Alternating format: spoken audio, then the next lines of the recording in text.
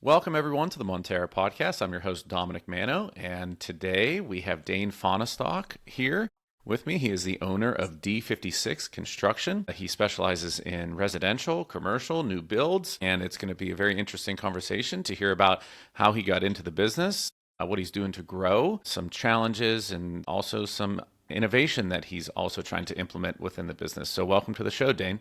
Thank you, Dominic. So let's start. Give us a little bit of a history as to how D56 got started and what got you into business ownership. Absolutely. So I was fortunate enough to start construction at an early age. I'm 41 now, probably 21 years old. I started in construction, started down in the Virginia area actually, and then came back locally here to PA, worked for a remodeling company for 3 years, became a partner in that remodeling company in my mid-20s. Followed that, we did a lot of commercial remodeling in the city of Harrisburg, as well as residential new build and residential remodeling. I was a partner there for 5 years. Ran a fire restoration company after that for about 5 years, so was able to get some experience in both water, fire, storm damage, restoration, insurance claims, things like that. Went into real estate for a little bit, ran operations and construction at a real estate company for a year, so got some good real estate development experience there, and had just decided at that point I was working very hard as basically the number two everywhere else I was at, and wanted to make the leap and try to make the reward pay off for my hard work rather than, have it pay off for the man, so to speak. Yep. My grandfather at the time, my mom and dad were juniors in high school when I was conceived. So my grandparents were very influential in my upbringing, and my grandfather was the class president of Milton Hershey in 1956. So right around the time I mentioned to you earlier that we started the endeavor actually as a property management company with my sister. We exited that model around COVID because people didn't have to pay their rent. And at that point, D56 was born. My grandfather was not doing so well. He was in hospice and eventually passed away. So we named the company after him, D56 Construction, in his LA Rams blue and gold as well. Those were the colors. So an homage to him because of he was very influential in my upbringing, taught me a lot of things that specifically patience, where I somewhat lack in that area. He was a very patient man, and I try to take that with me. So yeah, I had a wealth of experience and very grateful to have all those opportunities. And then that led me to take the jump and start D56. Well, I'm sure if he was here today, he would be super proud and of everything that you've built and feel very, very privileged to have it named after himself. So that's really nice that you did that for him. So Yes. Let's talk a little bit about getting started. That's one of the hardest things to do when you first go out on your own. So how did you tackle that? Initially, I would say I didn't tackle it that well. I had also started a recruiting company in 2019, which I still have. There was a period of time, 19 to 22 or so, where I was trying to keep both balls in the air, and that proved to be very challenging. I had kind of had a moment in the fall. I believe it was maybe 2022, where my construction company was kind of just a shell. There was a lot of efforts going into recruiting at that time, and I had two people that were close to me that had some natural disasters. It was a tree into a home and actually a fire that happened right around that same time. And I was focusing mainly on recruiting. Those came in. They were both substantial losses, and the people trusted and confided in me to take them from a disaster and then repair their homes. So that was kind of the jump start for D56 when some real dollars came across the table there, and I knew that my skills were needed to get them the settlement that they needed from the insurance company, and then have the skills to repair the home on the back end. So that's kind of when I started brainstorming and said, okay, hey, construction is my passion. Even when the recruiting that we did was in the construction space. So I was making a decision at that point with conversations with my coach to divert pretty much all my time into construction, and I found some great people on the recruiting side that were able to take over most of the day-to-day operations there. So once I was able to get the right people in place on the recruiting side, it gave me the opportunity then to focus on getting the team in place on the construction side that I need to start scaling the construction team. Yeah, so I heard you mention there that you had a coach give a little bit of advisement into like the direction on which way you should focus your time and efforts. How important was that to you in that journey? Oh, it was very important. So my mentor is Chad Harvey. He's been my mentor, I'd say at least 5-ish years for this period of time. And I have a monthly one-on-one with him. It's 90 minutes and calls and texts between. And then I'm also in a separate peer group of his. So having Chad by my side through the whole time, having someone that, hey, I try not to bother him too much in between sessions, but if crap hits the fan, so to speak, I know I always have someone who's been there, who's seen something like that before and has been able to either navigate it himself or, lend his expertise to be able to help through those tough times. Yeah, I mean, specifically the early part of entrepreneurship has taught me that nothing is linear, right? So there's no straight line in entrepreneurship. Very much a roller coaster of ups and downs. I feel like Chad has been able to foresee some of the downsides of things upcoming, help me get prepared for them, and also, if the inevitable hard times hit, I've been able to fall back on him for guidance and, hey, just the reassurance of feeling like you're not just the lonely entrepreneur floating out there with all the stress, and knowing that you have a rock to lean on has been paramount for me. That's awesome. That's really nice that you have someone like that you can kind of have those conversations and kind of lift your spirits if need be, or at least, when things are going well, give you a little pat on the back and a little extra encouragement to keep going and, increase what's going on in the business at that point in time when things are well. Absolutely. Yeah, for sure. So let's talk a little bit about some trends you're seeing in the construction industry right now. What have you been noticing recently? Yeah, so there's a lot of uncertainty in our industry, right? So we've been seeing on the supplier side, we've had some supply chain issues with some things taking longer, whether that was,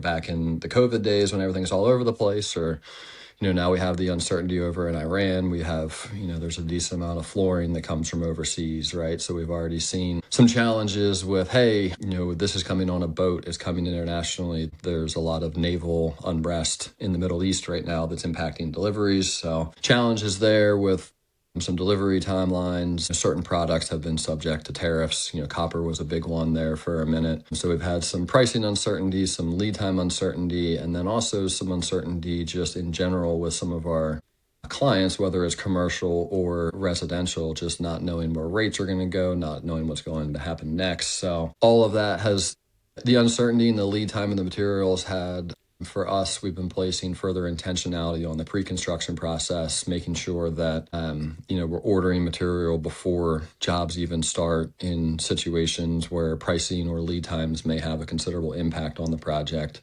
And then on the other side, in terms of, call it consumer or client uncertainty, we've had, or specifically myself, have been developing more banking relationships as well, so that the customers have multiple options, checking rates, talking to different financial institutions and making sure that they have, a good team of people on the financing side as well, that they can get some accurate information into, hey, here's where our rates are now, here's where they may go. So that way they can time their decisions on the consumer side as well. Nice. So when you say, you've been speaking with some banks and giving the customers some more options, is that just for new construction? Is that for commercial? Is that for remodeling? The whole shebang from whatever? Yeah, that's the whole shebang. I don't know that there's an institution out there that is kind of a one size fit all, right? We have some good programs set up with a particular bank for the smaller remodels that can give our customers 36 months, no interest, right, on your smaller remodels that might be $30,000 or $40,000, call them. So that platform's set up. The kind of the middle of the road stuff, a lot of the residential people are looking at home equity lines or a conventional construction loan. So we have opportunities for those. And then the commercial space, yeah, we do have several commercial lenders that we prefer to work with. We let those preferences be known to our commercial clients. We don't tell them they have to use the particular lenders that we like to use, but trying to steer our clients into commercial lenders where we know that we've had success and good working relationships with as well. So with the, different tentacles that you're, kind of like involved in, what is It's a good year for you. What are you trying to shoot for in terms of revenue and like in terms of like how many jobs you're targeting in each of those different areas? That's a great question. So we have found annual projections is very much moving targets in our industry. There's been, larger commercial remodels for us are, in that $1 to $2 million range right now. Those with sometimes the bureaucracy of the local township or zoning ordinances or whatever have a tendency to get held up in red tape from time to time. Right. So, in terms of annual revenue, this year for us, if we'd hit the $10 million mark, that would be a great achievement.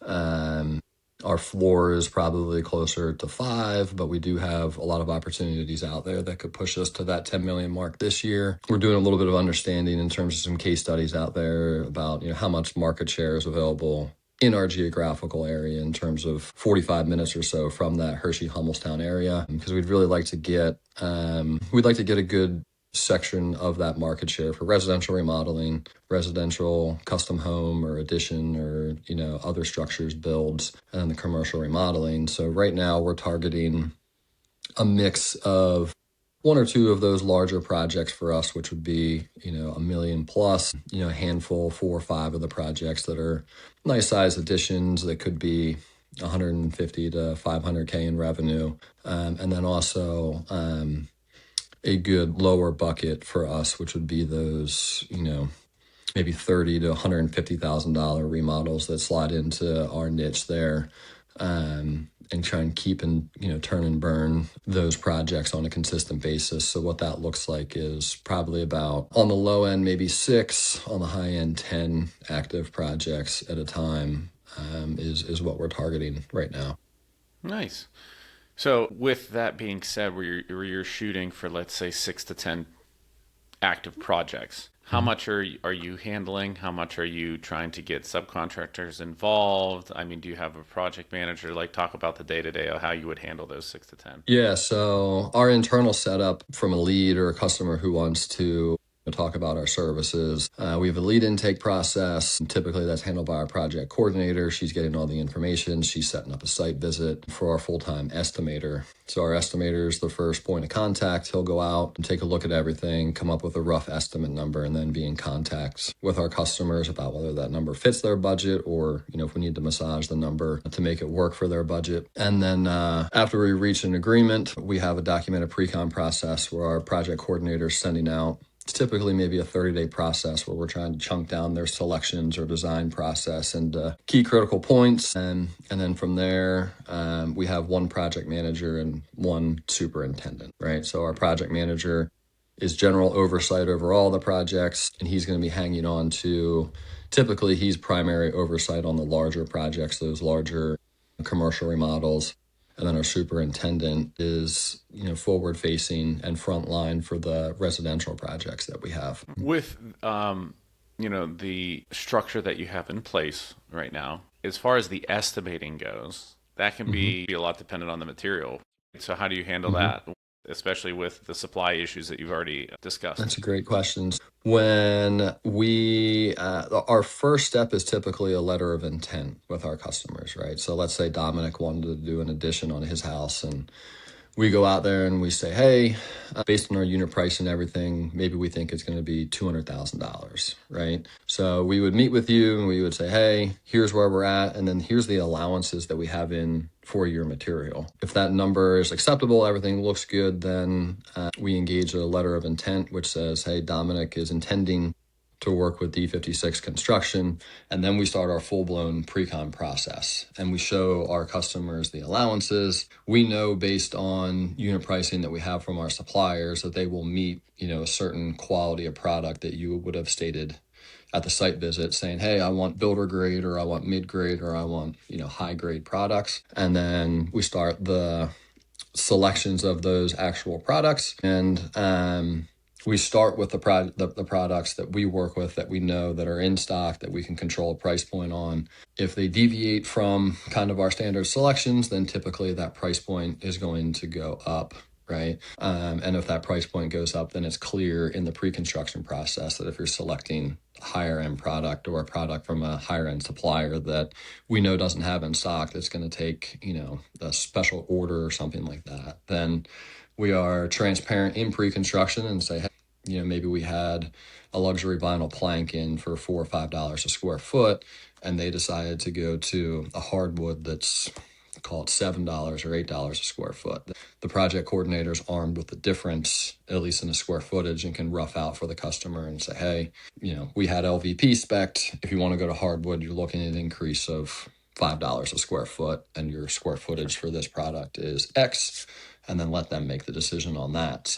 But that is, I guess, to answer your question, is we, in conjunction with the customer, work with them to make the decision that's best for them on timeline and budget, right? So if someone wants to come in and if we have a customer now that needs to be done by June to have a graduation party. So when we're doing that, it's, hey, we'd love to get you this product, but that might be a 2-month lead time for that Brazilian cherry hardwood or whatever that you want to source from Brazil. So being there, some of that is taken as bad news from the customer perspective. We always want to be the messenger to say, hey, you can totally have this Brazilian hardwood, but then that means your June deadline for the graduation party isn't going to happen, right? So involving them in that decision and giving them the information to decide what's best for them is how we handle that in our pre-construction process. You know what I'm hearing? Just communicate. That's for sure. That's all that I'm hearing right there. It's not a surprise. You're setting the proper expectations up front. You're following through with communication throughout the process. And I think that's all that you can ask for when you're doing something like that, where, a customer can change their mind at any moment throughout the design process. So communication is key. Awesome. Well, I think that's a great way to do it. I've heard some people just say, I give them the labor and then give them a brief estimate on the material, and then it just changes depending on what they pick. But it's a very good approach. As far as challenges that you guys are facing right now, what are the top 3 things that are causing you guys some issues right now? That's a great question. So I would say the first thing that comes to mind is we are, right now my EA, Kate, who's amazing, is working on applications for the Inc. 5000 fastest growing companies and the Central PA fastest growing companies as well. In terms of the revenue growth that we're experiencing, that inherently comes with a lot of challenges, right? So revenue growth, I would put as number 1. It is making sure we're doing it sustainably. So for this year, knowing where our floor is and knowing our floor should be around 5 or 6, and then knowing where, 10 million would be probably our, call it a glass ceiling this year to break, is just making sure that we're keeping a great eye on cash flow. A lot of times as we're scaling and growing, a lot of our operating cash is just redeployed in, whether that's skilled labor in the field or more professional help in the office or trucks or equipment. So I've learned very early in this process that, if you're scaling a construction company, it's kind of gobble all your operating cash and there's not going to be a whole lot left over, right? So managing cash flow while scaling aggressively, ensuring that we have right people in right seats and we're not just throwing bodies at, the business where it could be a process issue is probably number 1.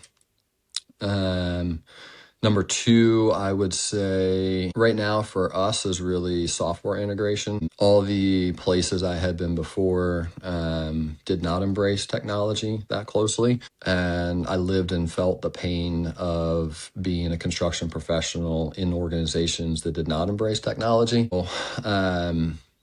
Our first leap into that space was probably 3 years ago. We dabbled in I believe it was Job Tread back then, had since, as of last year, then moved to a House Pro CRM, which looked beautiful online and was talked about really well. But when we got into it, it was not quite as user-friendly, and some of the integrations were massively broken. The support wasn't there. So on the surface, it looked like a great platform, but ended up not being a good fit for us. We have recently converted to Builder Trend, which is known as kind of the cream of the crop for your residential builders and remodelers out there, and also commercial remodelers. So we're now on a platform that we think has a very good runway for us. and we just finished our data migration really over the last 30 or 45 days. So we have a brand new CRM right now, which is much more robust, much more integration heavy, much cleaner for the team to use. So we're kind of in that inefficient state, knowing that, hey, we're working through getting this implemented to get to a more efficient state in the future, and also trying to tie back everything into that. There are our sales budget. So we have a sales budget, which would be from the estimating side, what we're pulling together for a sale and unit pricing. We've predominantly worked that through Excel and Claude AI in the past, having Claude keep unit pricing as we work through our own unit pricing, shoving our budgets in there to have it auto calculate that is something that we're working on streamlining with the new software now, as well as takeoffs in the field, whether it be an external takeoff via hover or an internal takeoff from a Matterport or a laser or anything like that. So that's that challenge. And then I would say for me, number 3 is making sure that specifically myself and my COO are not too busy to focus on our people as assets and the culture, right? In both businesses, namely like the first 2 or 3 years of both was extremely difficult in finding the right people fit for us. And unfortunately, that caused some extra turnover in the early years. And we believe that now on both sides, on my recruiting team and the D56 team, that we have the right core of people in place after working through, unfortunately, the wrong people, and then also marrying our process to the right people, making sure that we're very intentional about treating our people as assets, right? Not just people in a seat that are doing a job, getting a paycheck, making sure they feel value as assets, knowing that they know what our core values are, what the mission is, and making sure that that's top of mind for everyone so they have a purpose when they come every day, which in construction in general, back to your other point, communication and then purpose-driven collaborative type of environments are not typically the standard in our industry. So, just being able to rely on communication is one of our big differentiators. And then also internally creating a culture that really people can be themselves. Right. Like, we are in a blue collar industry. It's not always the friendliest industry. There's some 4-letter words that get thrown around. Right. So, True. we try to be as open and as honest in an interview. I'm either in joggers and a hoodie or in professional clothes, and there's really no in between. So my staff is accustomed to either seeing me dressed up or in sweatpants. And a lot of times intentionally for interviews, I'll wear sweatpants just so they know that we're a blue collar firm and we're real people, and we encourage them to be themselves at D56. That's nice. That's funny. I've never been in an interview where the owner of the business comes in sweatpants. So that's kudos to you Right. for doing that, right? Yeah, for sure. Let's talk a little bit about, like, I always like to touch on the AI aspect. I know you did briefly there, implementing Builder Trend, and it sounds like you're trying to integrate your budgeting system into that with Claude, things like that. So let's talk about, like, how did you even get involved into the whole AI world and learn about Claude? Some people don't even know what Claude is, and go from there. Cool. Yeah. So first, it would go back to the same mentor that I spoke about earlier, Chad Harvey. He's doing a lot now. He has a brand called AI for the C-Suite, and his background is in construction. So I know at one point he was working with a excavation site work contractor and was able to get their full unit pricing built into Claude and develop a process for them. Claude came specifically as a recommendation from my coach, and it certainly takes more work, I think, than people realize. It's not just one prompt, right? You're building out projects, you're creating sets of prompts so that it learns and all that type of stuff, which is not where my strong suit lies. And in addition to my coach, in his Vistage group, there's 3 individuals, Ross, Stockdale, Giuseppe Rodriguez, and Tom Miller, that are all really big into AI here locally as well. And those guys have been a great sounding board for us as well when we run into prompt issues or, hey, why isn't this working? So predominantly, we have spent most of our time in either Claude, we have a Claude professional license with 5 seats for our office personnel, and then we have a Chat GPT professional license as well. We dabbled in Chat a little bit for some conceptual design. There's certainly some limitations in there that we're working through, but there's a little bit of conceptual design capabilities we've utilized in Chat. My project coordinator has another AI tool that she's using for selection purposes to model some things out as well, but that's kind of, call it beta testing. My estimator will use Claude for the budgeting. Basically, a templated budget sheet is in there so that he can shove in his takeoffs and it auto-populates there, which is nice. And then he's also test piloting some different AI capabilities to try and streamline that. We use a hover app right now to take off the exterior of a building, siding, window and door openings, roof measurements, those type of things. And then getting an interior plug-in as well, where we can do a digital takeoff on site and be able to plug it into some type of an AI, whether that's native inside a Builder Trend or a third-party app that integrates, so that our takeoffs can produce accurate quantities for us without the estimator physically having to do a physical takeoff, is where the focus is to gain efficiency in estimating right now. Nice. What about growth? Are you using it to grow from 5 to 10 million at all, or just mainly Yeah, so operationally? we have a little bit of LinkedIn automation going on for me sometimes with some outbound messaging and some target pools from my fractional CFO. That's Ross Stockdale, who's in my Vistage group as well. So there's used my EA Kate also doubles as kind of our social media manager, so she produces a lot of our social media content, and she's relying on Chat and Claude quite considerably to come up with marketing schedules, marketing media, things like that. That she has a process where she's interviewing me monthly on certain topics that are AI generated. So I provide responses and the content, and then she is using AI to map them out, clean them up, and present them in a better, more structured manner as well. Yeah.